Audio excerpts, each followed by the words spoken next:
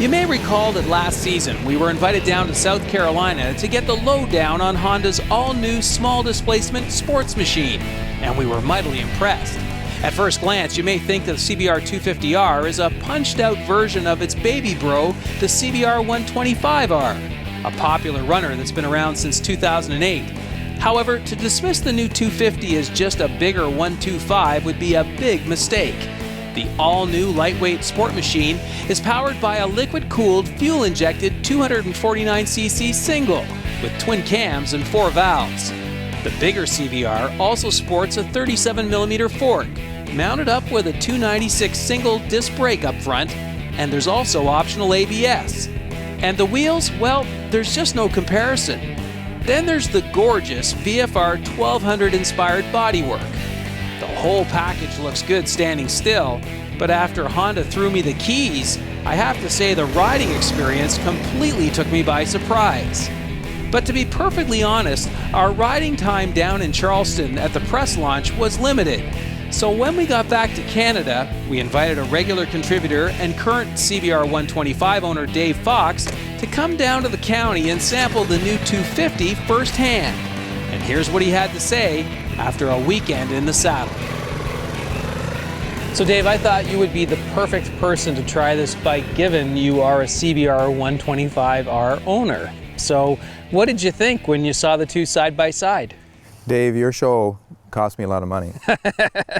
I rode the CBR 125 when it first came out and fell in love with it. As you know, I'm a cruiser rider, but just the enjoyment of riding a light, easy to handle, sporty bike caught me, and I really enjoy riding a 125. Yeah. However, I can be faithful, but I can also be falling in love with another bike. The 250 is just that much better, obviously a little bit heavier, a wee bit more comfortable.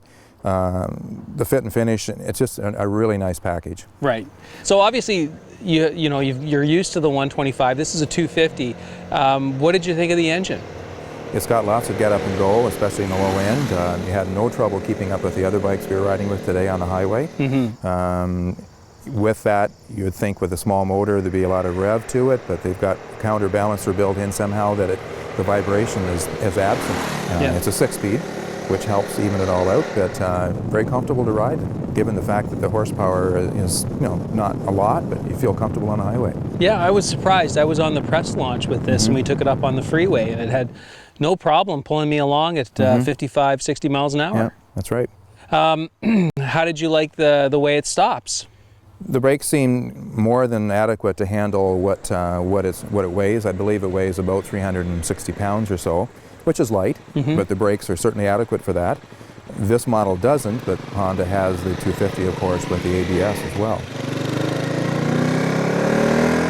For me, I think the biggest difference of this bike in all, besides the power of the engine, are those tires. Like when we talk about the way it handles, it really does feel just a little more planted through the corners. Would you agree? I agree. And my first choice in bikes is often based on the appearance of the bike. And I like the look of the 125, the fact that it looks like a sport bike. But as soon as you get within a few meters of the bike, the tires on the 125 are the dead giveaway that, oh, this is a pretty small bike. Right. But this tire does have a little more meat to it. Yeah. Now, what did you think of the cockpit? Because obviously when you make the jump up, you get this really nice looking tack and a little bit more sort of in the bells and whistles category, right? That's what the part amazed me, how Honda's able to deliver the quality that they have here for the money and again for the size. We're talking about a pretty small motorcycle. And yet you're right, they have the analog with the digital, there's a clock, you've got a fuel gauge. So this bike has most any feature that you would need in a basic motorcycle. One of the things that blew me away about this bike is a 250, I'm 6 foot tall, just how comfortable it is. I can't believe the reach to the saddle and the foot pegs. I'm not 6 feet tall.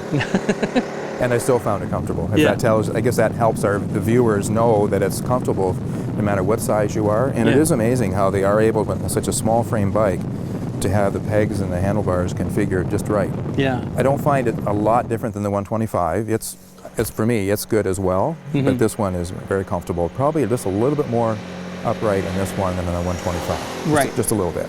What did you think of the bike's fit and finish? I mean, clearly Honda must have a budget in mind in order to make the bike affordable. Is there anything budget about it? Really, I don't think so. That's, again, going back to my earlier comment about the cockpit. I think the whole package looks like it's worth more than you have to pay. I don't want Honda to put the price up necessarily, Right. but the fit and finish, just the way everything's configured, the quality of things, the lights, the mirrors, the paint job, I think it's very well done. So who are we going to tell to go out and buy this bike? Anyone that wants to have some fun. Yes, it's geared for beginning riders, and it would be a great bike for a beginning rider. I'm not a beginning rider, and I still have lots of fun on it. So I think for someone who wants to ride it to work every day, Right. Who wants to just have fun on a sport bike, I'm a cruiser rider, like I said, but if someone wants that contrast and for not a lot of money, like I think it's $4,400 Canadian to buy one of these out of the showroom, pretty good deal. Yeah. So you've got affordability, ease of handling, and at the same time, you've got fuel economy. So what better combination? You forgot the fun factor. Oh yes, fun. Good stuff.